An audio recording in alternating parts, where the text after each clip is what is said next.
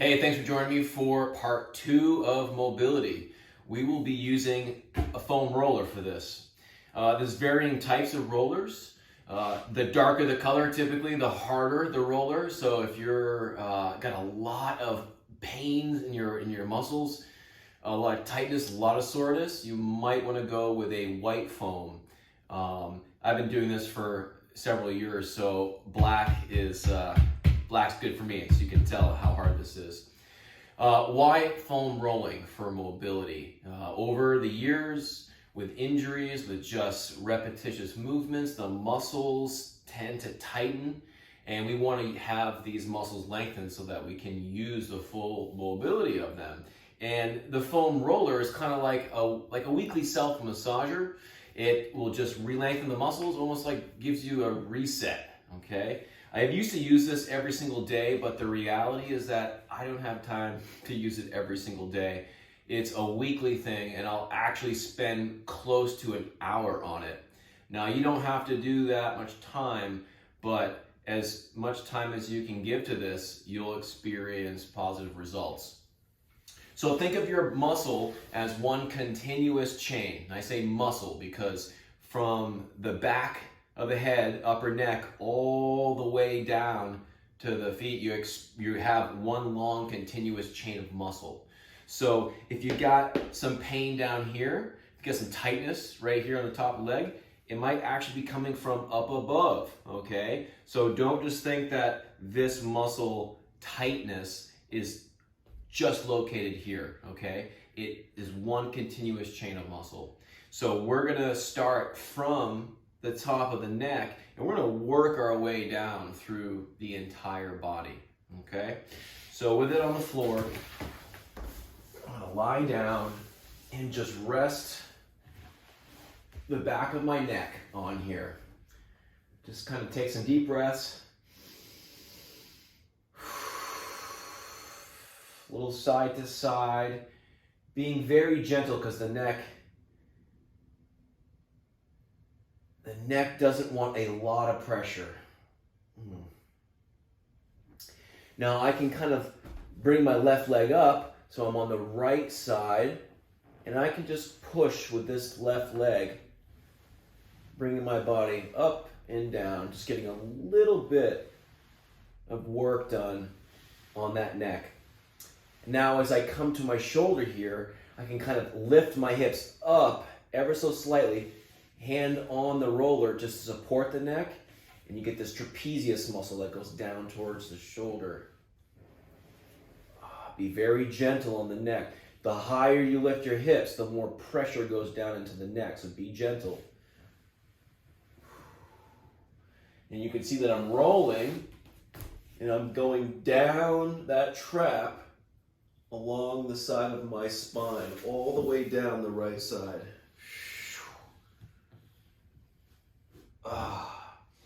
Also notice that as I went down the right side of my back, as I kind of hit this chest level, I'm lifting, almost tightening my core to protect.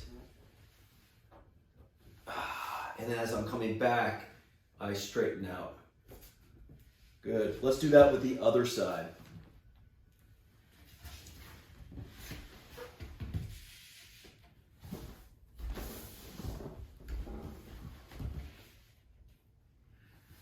On that side, right leg's bent. Ooh, I feel it on this side.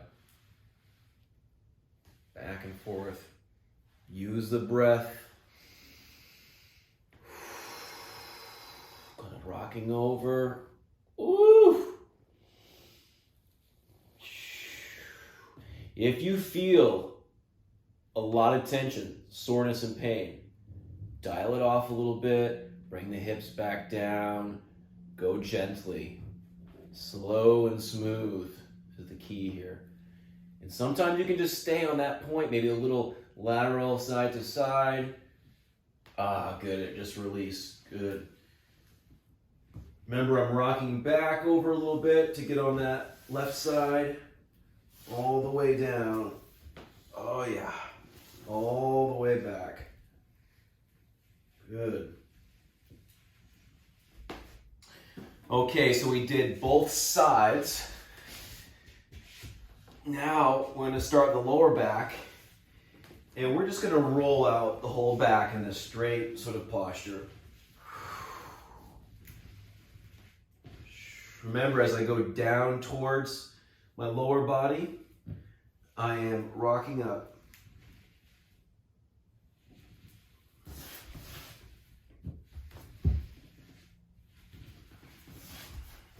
Good. Okay, so that was the back. We can do the lats, chest, armpit now. Start at the bottom of the lat, okay? And then start to rock towards the armpit. Ooh. If you're a rock and ice climber like myself, the back of the shoulder is where you're gonna feel it quite a bit. Yeah. I do this all the time and it still hurts. Switch sides.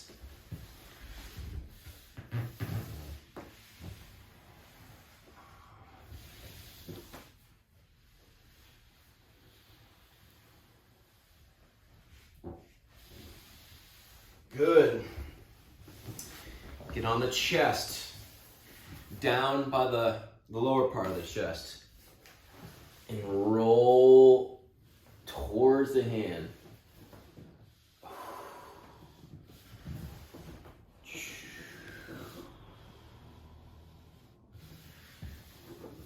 Now you can just kind of rest on it like this. It's kind of a combination of chest and lat. I'm just going to roll straight into the armpit. And you can hang out in the armpit. The tissue gets very tight in there, especially for a climber. You can roll side to side. Back and forth, breathe. And then you can play. You can get on the lat again.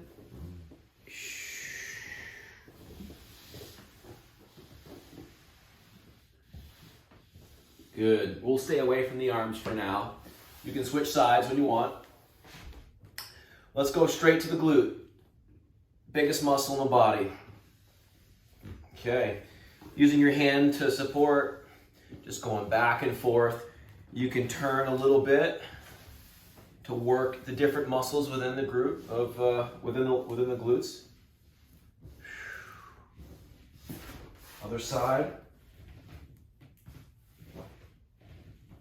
Notice I'm using a combination of my left and right side here to support myself while I'm rolling back and forth. All right, let's roll over. I'm gonna get right on the hip. All right, got the psoas muscle deep in there, just lying on it, little side to side. Again, if you feel some tightness, you just relax, back off of it, come back onto it, breathe. If you go slowly into these pain points, they will release. Okay, so now we can start to go up and down the leg. You notice that I'm shifting my body a little bit. I'm just finding these little points of tension, of pain, and I'm rolling onto them, little bit back and forth. Now, if you go down the thigh, it will hurt a little bit more than if you go up the thigh, like towards the heart. So let's start down here above the knee. And let's roll towards the heart. Good. Do it again. Good. Now let's open ourselves up so we're on the inner part of the thigh. Starting at the knee. Ooh.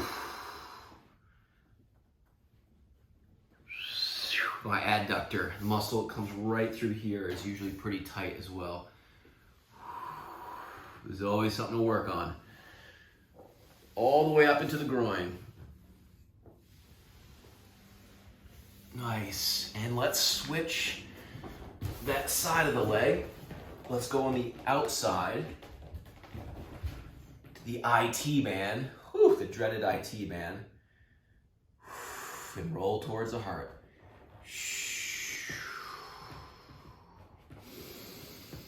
Yup. Whew. Back. And forth. Oh yeah, I just felt a little crunch release. It's a good thing. Good. I won't do the left upper leg just for time's sake. Let's move to the calf, Achilles. Again, we want to go towards the heart, so let's start at the bottom of the ankle. Cross the left leg over for a little bit more weight. If you do roll towards the knee, just like this while sitting down and it hurts, that's okay. If you do it and it doesn't hurt, you're not getting enough pressure, you can lift yourself up with your hands, pushes more into the leg, and then also cross over, and that's the most amount of force that you can get onto the foam roller. Whoo, there we go. There we go. Go slowly. Soleus muscle deep inside the calf. It's pretty tight from running, from climbing. For a lot of climbers, whether on rock or ice, we put a lot of pressure like this into the toes, and a lot of times like the toes will actually hurt. What's going on is we have tight calves. We've got to release some of that tension and adhesions in the calf to stop pulling on the toes. I've learned that the hard way. Good. So now you can kind of turn a little bit sideways, the outer part of that calf, and you can also turn sideways inward. Good. Now let's kind of turn over to the top.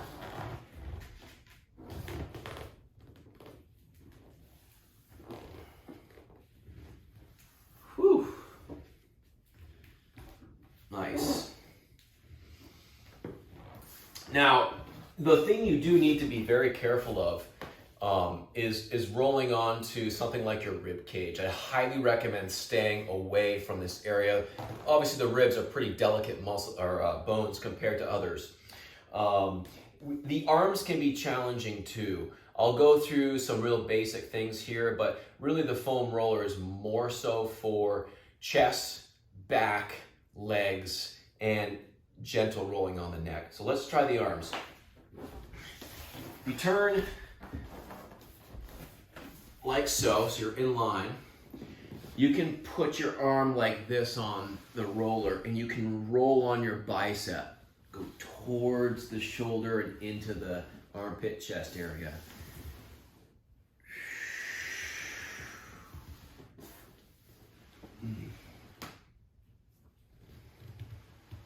Good.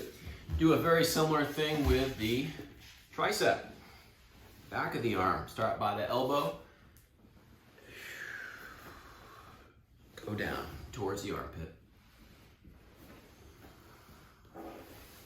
And if you want a little bit more weight, you can just turn totally sideways.